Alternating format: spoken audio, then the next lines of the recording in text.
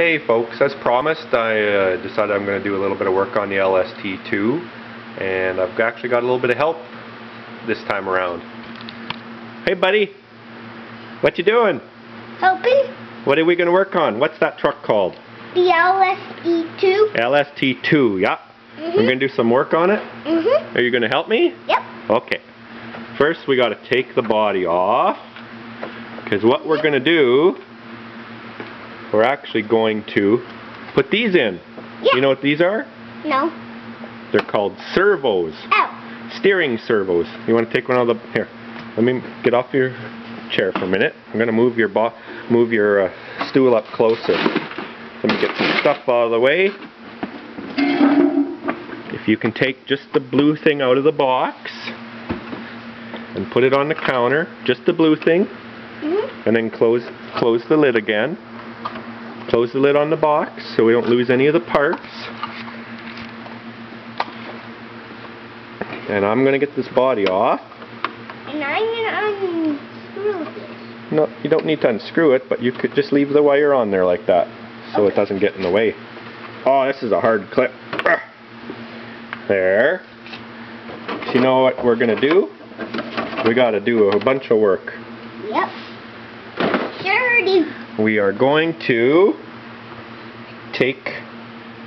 open up the radio box. That's where the part for the radio goes in. And we're going to put a new radio piece in. We're going to use, it's up in the cupboard here. I don't want you to open this. But that. You know what that is, Nick?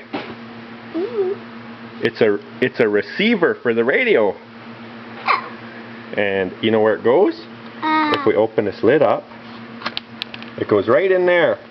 So we're going to take this radio receiver out of there, and we're going to put this one in there instead. Yeah. And then take this out? Nah, yeah. Well, yeah, you can. Okay. Okay, be careful. Wait, stop. I keep putting my hand in the way. We're going to take this tube off.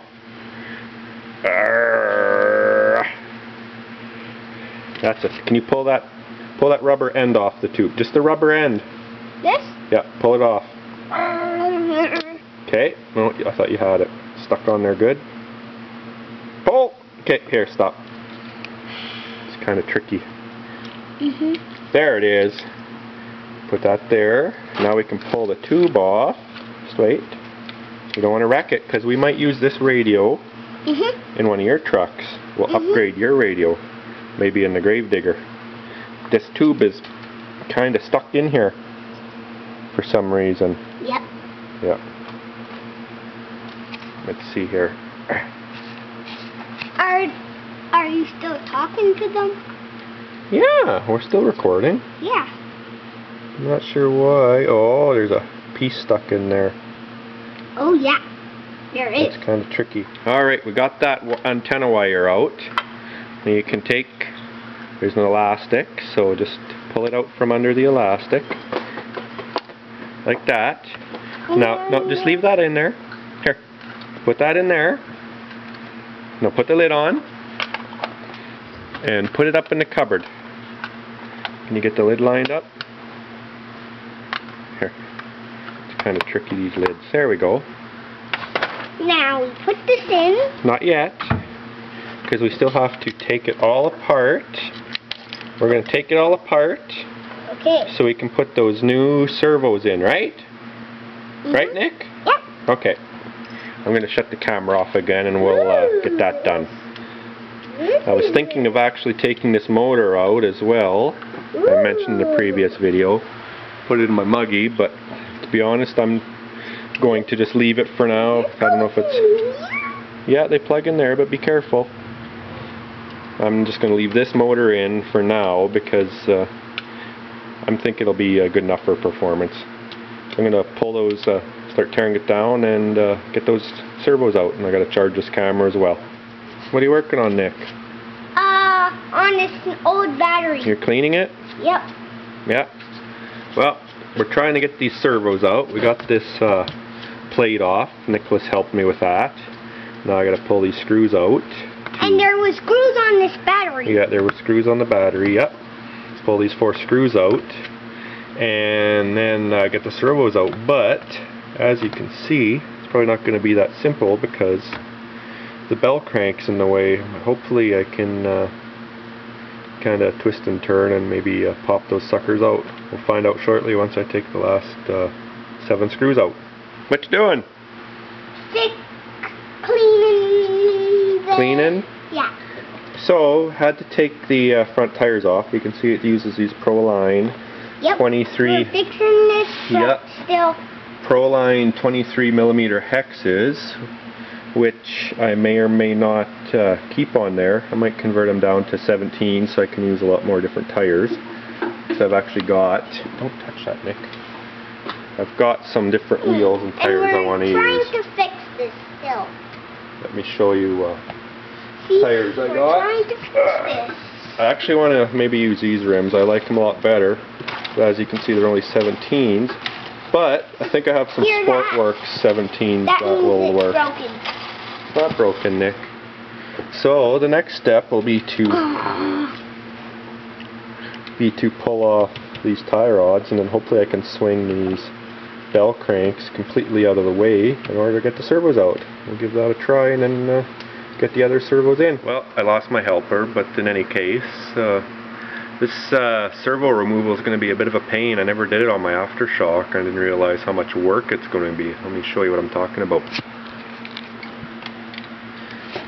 As you can see, I pulled the rod ends off and still don't get enough movement because they hit down underneath, which I should have realized. I thought I'd gain enough, but fortunately not.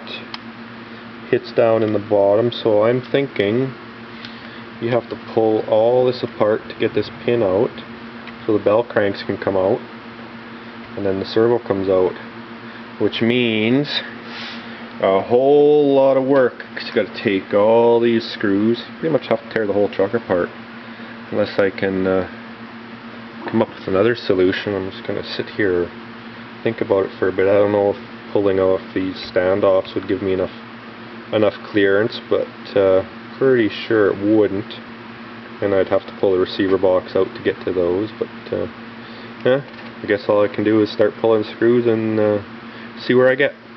Well folks, I'm a little ways into the LST2, still working on the servo setup, but I've come to the conclusion, as I said before, that it's going to have to tear this thing quite a ways apart just to get at those servos, so I figure I might as well just tear into it completely, and I'm going to order up a screw kit from Hex Screws. I want to get some metric screws because I don't like these standard ones, especially the 440s, because the hex head is so small and the tips break real easy. So I figure if I'm going to tear this thing apart, I might as well replace a bunch of the screws with some 3mm ones.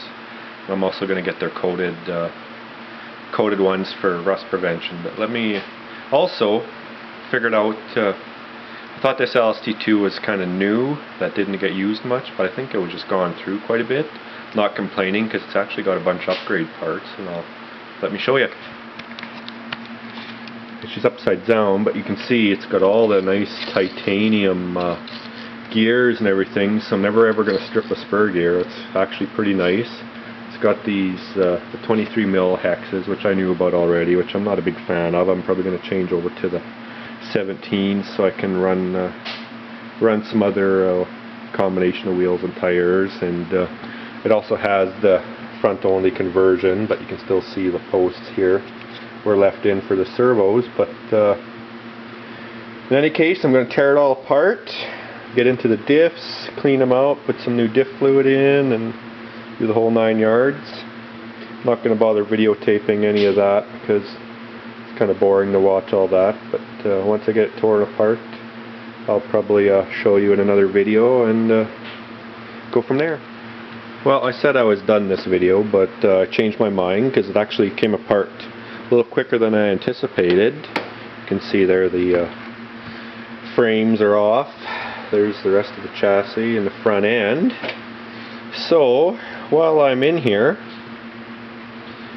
a lot of people that know LST2s know that there used to be a thing called a BAC link. I think it was Badass Customs is what it stood for, but what they do is they replace this link, which is prone to bending, with one little thicker piano wire with another piece that's kind of attached or welded on to stiffen it up. But I always wondered why people went that route when instead they could just take this link out, get a piece of aluminum or carbon fiber, and just make their own strong length. All it would be was making the right length, drilling some holes in, feeding some screws through, maybe some shouldered screws so that they don't tear into the plastic, and make one that way. So I think I'll probably do that in the future. Just going to set that aside. Here you can see the front end kind of taken apart. I'm going to dig into it a little more, get the diffs out and clean them up, and that'll be good. And as well, this mess here, say, even though I thought it was just barely used, you can see a little bit of grime and that in there, but like I said, it don't matter because of all the extra gears. But now that I got the front end, and well, you know, pop that off too, the rear off, I can get at these servos. They'll just come right out. They should just pop right out. There you go. So I'll take those out, replace those, but now I've got a dilemma. I'm thinking of converting this over to the XL length. Since I got it this far apart, all it is a matter of getting the new chassis plate and the stiffener plates, and I think that's all you need, and then drive shaft. I might convert it to an XL, because I'm going to have to wait for hex screws anyways to put it together. Might as well wait for a chassis too, but we'll see. We'll see where it goes. But in any case, tonight I'm going to mount these servos in. I know that's kind of counterproductive if I get a new chassis, but yeah, I've spent enough money, maybe I'll hold off on that. But get these servos put in and wired in, and put the receiver in, clean all this up, and get ready to put back together. And I'm thinking, since the motor's out anyhow, I might pull the motor out of the muggy and do a switcheroo, since I'm already 90% of the way there anyway. Anyhow, until next time, talk to you later.